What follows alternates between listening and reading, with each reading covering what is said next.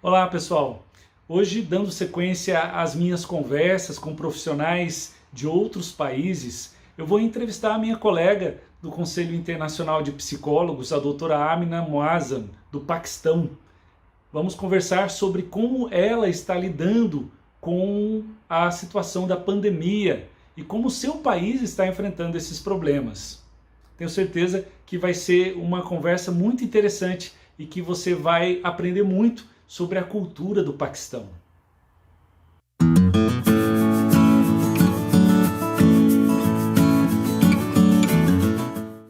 Okay, hi Amina, thanks for your time. Welcome. My pleasure to be for this interview.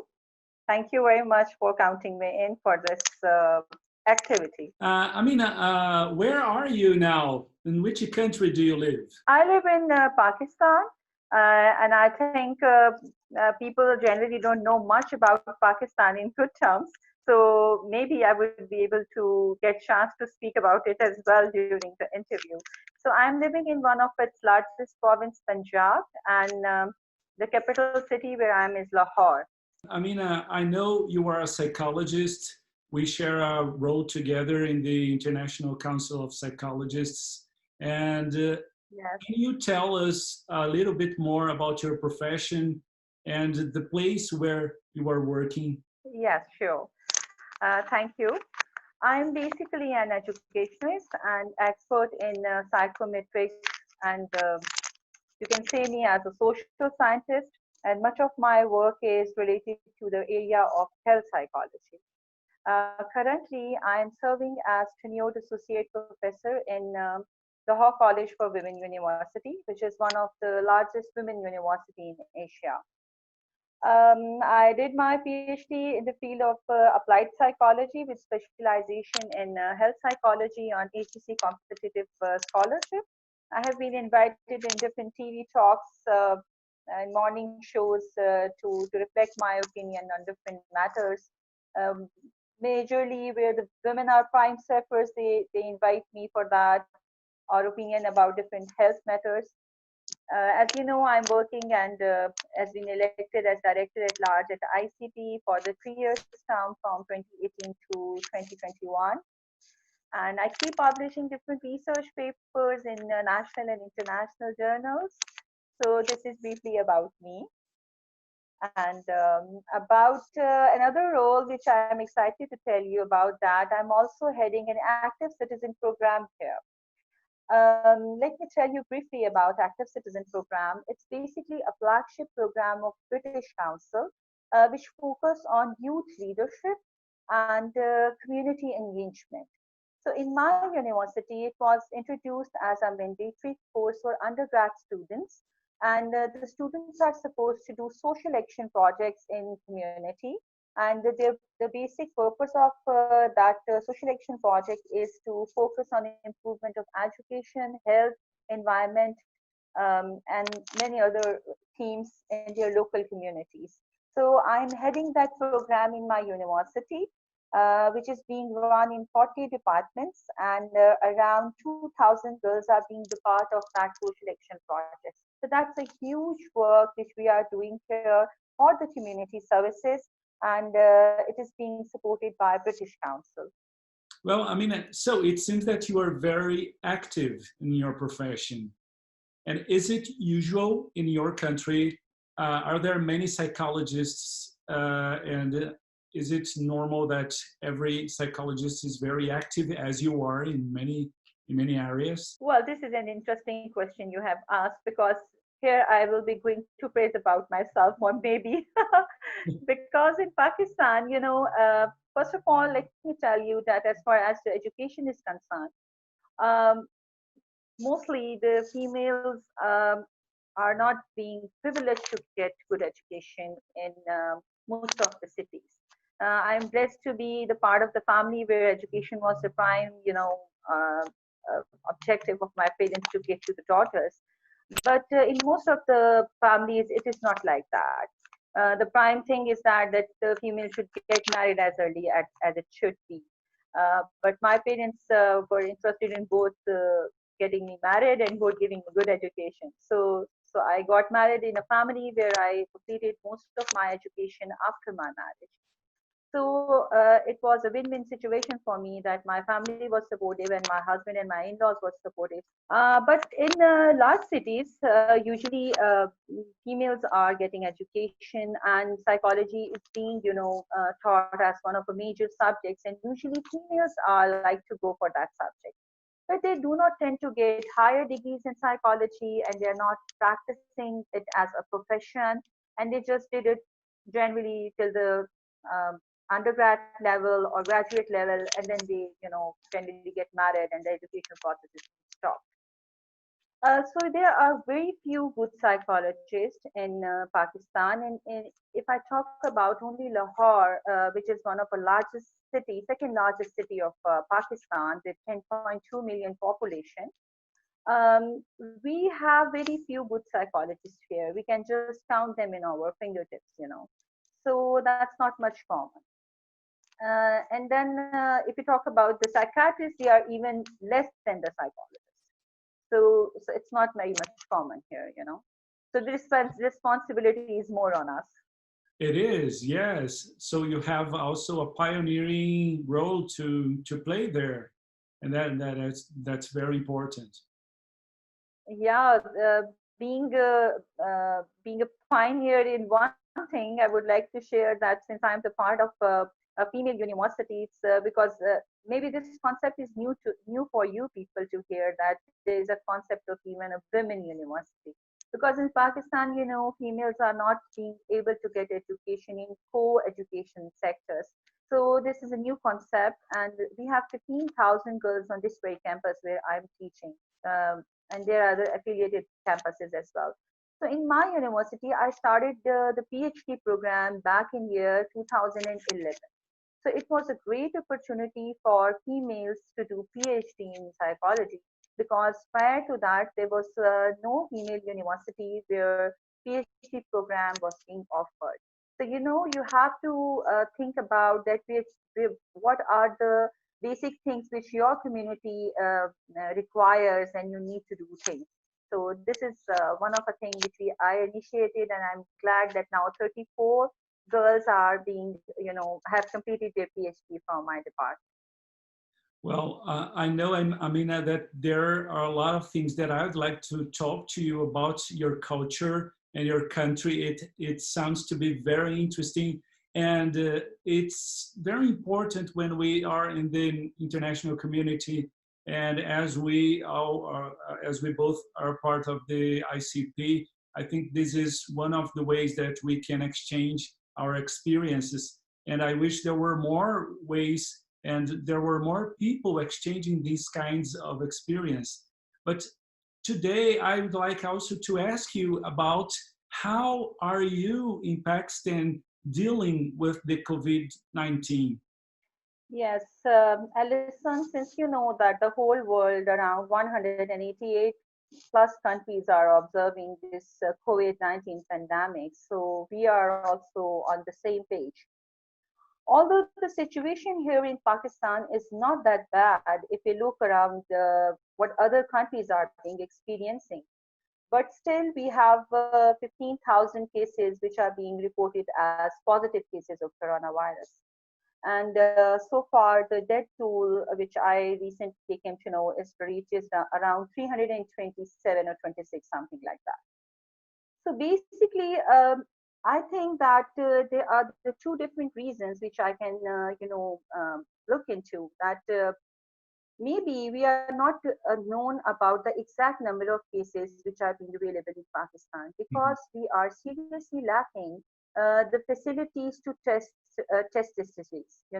We have very few testing centers in Pakistan, and they are located only in big cities like Lahore and in Karachi. So let me talk about to you about Lahore only. In Lahore, as I told you, we have 10.2 million population, and we have here three centers which are being set up by the government to do this testing. And it was initiated by one private lab actually, but then government took the control. The charges for one test is around 8,000 rupees for one person.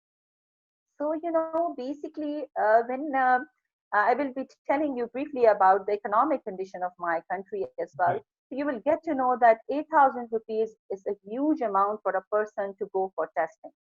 I So see. generally, um, people go for testing only when they are sure that they are being caught by this disease. Hmm. Otherwise, for the precautionary measures and for the safety reasons, people don't tend to go for this test. So one thing is that, the other thing is that, which I felt as a psychologist, that whenever a person is being diagnosed with coronavirus and it is being confirmed that he's positive, he's being stigmatized. The way the media is dealing with this disease is really, really shameful.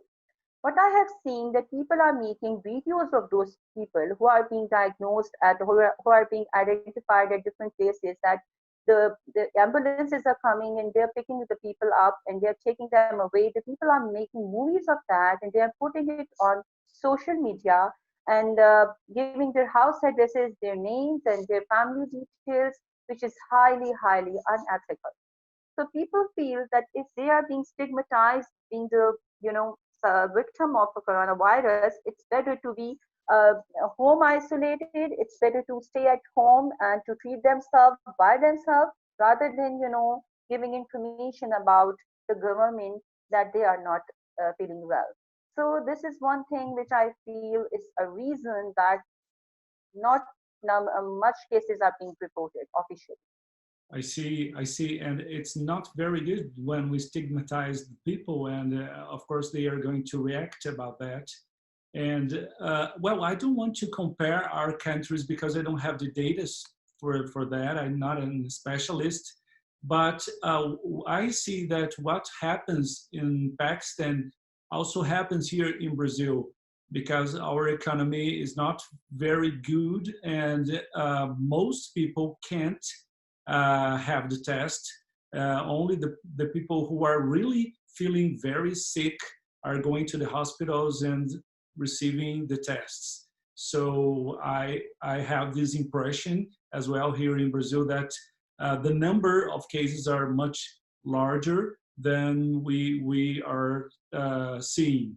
And moreover, there is another thing: when someone go to the hospital to get himself tested, they ask for the symptoms, and if they feel that few of the symptoms are missing, and even one or two of the symptoms are missing, they don't go for tests. They keep them into the waiting line because they don't have testing kits available here.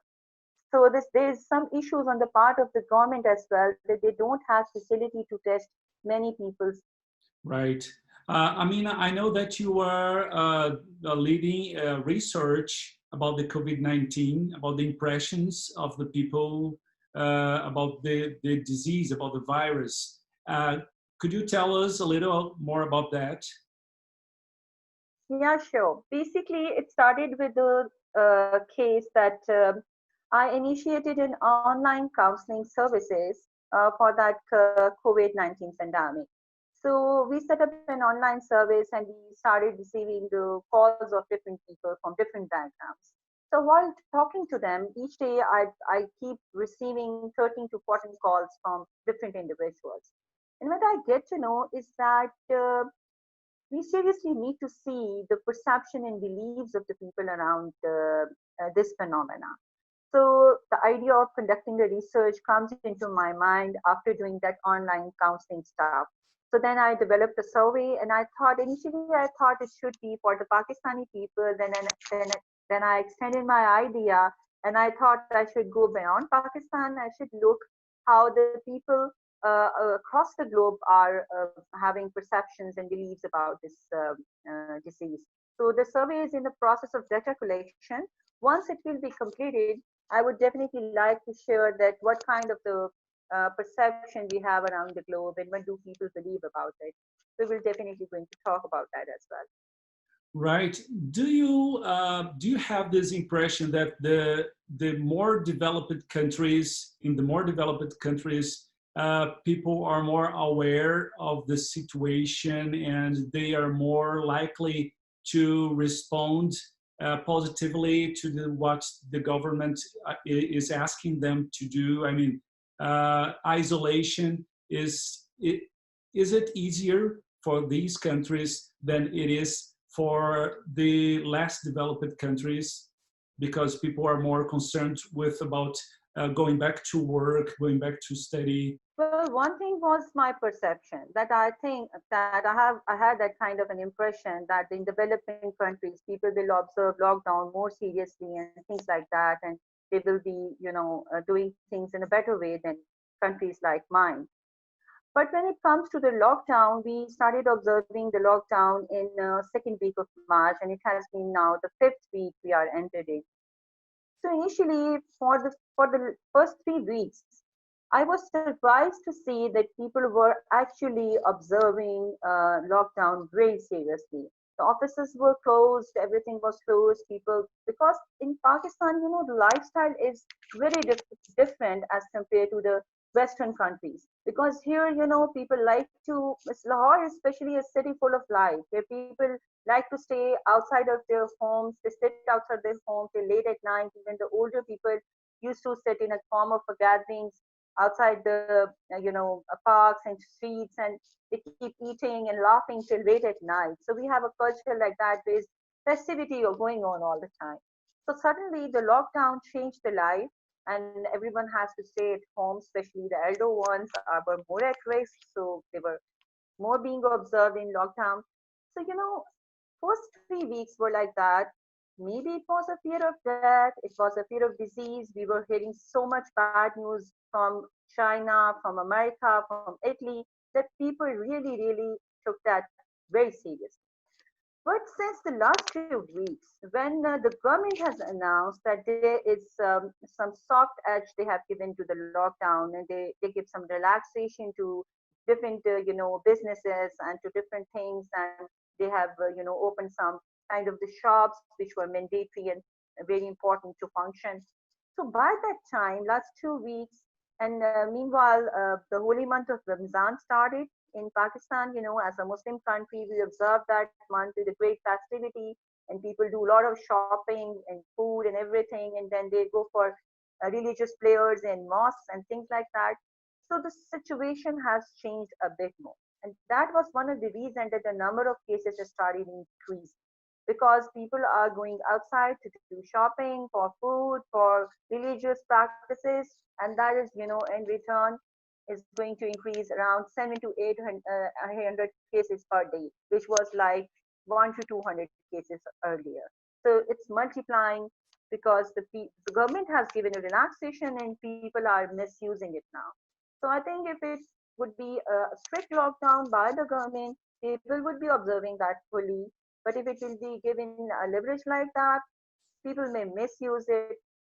And it is linked to another reason, because in Pakistan, as that we are economically not a strong country, and because of lockdown, the financial burden is getting higher and higher. In Pakistan, majority of the wealth is contributed by 5% of the people known, and large Pakistani population earn just $1.25 each day, which is a very, very small amount, because a lot of people are daily wagers here, or they are the street vendors, or they just earn their money by doing their work on daily basis. So the financial burden is really, really high. So people basically go out of their home because they want to earn something, to bring some food, to bring some money at their home. That is one of the very, very important reasons, that not only the psychological burden of social distancing is high, but the financial burden is very, very high, and that is causing psychological and emotional disturbances. Most of the calls which I received on my online counseling was related to the financial and economical pressures the men were feeling. Most of the cases who called me were men, and they were very, very much worried about that they don't have money to bring food for home to do, so that their children and family can fast. So these kind of the problems are more, and the kind of the financial support which government is trying to provide is very minimum, and it's for the very, very poor people. So the middle class is being ignored, and the people who used to work in factories, the factories are being closed, so they don't have any work. So these kinds of things are being mixed up, the financial, psychological, and emotional burden, I see. right? Well, it has been really a big challenge for every one of us. And I see how the situation in your country is also difficult. I mean, as a psychologist, do you think this is an opportunity for humanity to rethink its values, to rethink its relations with other countries? I mean, we work in the International Council of Psychologists, and as we do, many other people work in international organizations. And I think it's a very good opportunity. It's a very good way to know that we are not alone in this world. And I think, from my perspective, is that a virus that we can't see, and that started in the other side of the world for us here in Brazil, and it spread throughout everywhere, and made us think that we have to be more connected with other countries. What do you think? Do you think it's possible that we change I, after this pandemic? I think, Alison, the whole world will change after that. It's already started changing. I think every definition of being normal is new. It would be the new normal, the new world. The things are being reshaped. Not only the values, the humanity, you can see that physically the things are being changed. The environment is much cleaner now. You can see that this was a debate long been going on, that how we can, clean the environment. But once this COVID is happened, everything has been changed. People are at their home. The prices of, oil and other things are being changed. So everything is in a phase of transition, and so are the human thinking and human beliefs and human values. I think we strongly believe that if we do not develop in ourselves the idea of coexistence, nothing could be possible to change. If we think that we are in pain, I equally look at the people who are standing in the long queues in America for getting some help by the government, which I have never seen in my 40 years of life. Since my childhood, I have ever been, told that America is a prosperous country and the people living are healthy and wealthy. They don't need any aid and support. They tend to give aid and support to other countries. But when I look at the long queues that people are standing in a long queues to get some help, to get some financial aid by the government, I felt the same pain I feel for my people here. When I looked at, if every day the beggars came to my house and they asked for some food and money to just pass their one-time need. So I think it's the same. The pain is the same, so feeling is the same, and it will definitely connect us all at one page. That we should think that there should be something big for the humanity we should do. And when I used to teach my active citizen modules, I used to do an exercise that if you have limited resources and you have to, manage the world, and you are part of one country, you have more resources, or in some exercises you have less resources, how you are going to manage the world. I'm going to see that picture from my own eyes in my actual life now. You know, Yes. it's the same world where we are experiencing that exercise. That the countries are in a situation where there are few resources which some countries have, and there are the few resources which some countries don't have. So we really need to sit and to dialogue that what we can do for each other, rather than just debating on the name of the religion, on the name of education, on ethnicity and other different, social classes and etc. etc. We should really need to think that how we can help each other on the name of humanity only, not on the basis of the color, on the race, on the religion. So I give this message to my people as well, because in general world, the Muslims are being considered as being very, conservative and not to open up to the world. But it's not like that. We people really think and feel that if there is any issue, we should think about everyone, not about on the basis of different classes. So it's definitely going to change the world, and there would be a new normal after that. You said everything. I totally agree, and I hope that it really happens to every one of us. And I'm very glad to hear that, to hear and to see that you were doing your part in that. I mean, it has been a very good talk. I'm very glad to hear a lot about your country, about your reality. I hope we can uh, come back to other interviews, to other talks. It's a very rich experience, and I hope you can also know more about my country, and I hope to know more about your country in the future. Thank you very much. Thank you so much, Alison, for taking me on board for this interview. Honestly, when you asked for that, I felt that English is not my first language, and for interview, I may not be able to do well with that. But I felt that it's a great opportunity to speak about it and to share my feelings and to discuss about how we are observing that in different countries and at one stage, because you are doing a great job, you are doing a fabulous job to collect information from different countries. For that very reason, I really wanted to support you, because I really feel thrilled by this idea that that in final phase we would be able to know about different countries, how people are dealing with it. So I chose to become the part of that. And thank you for inviting me for that interview. Thank you very much, Amina. It was a pleasure. Okay, be safe, Same here. and I hope everything is better for every one of us. Yes, for sure. And best wishes for you and for your country and for the interview series you are conducting. Thank you and best of luck to you. Okay, Okay, bye good. bye. Bye bye, Amina.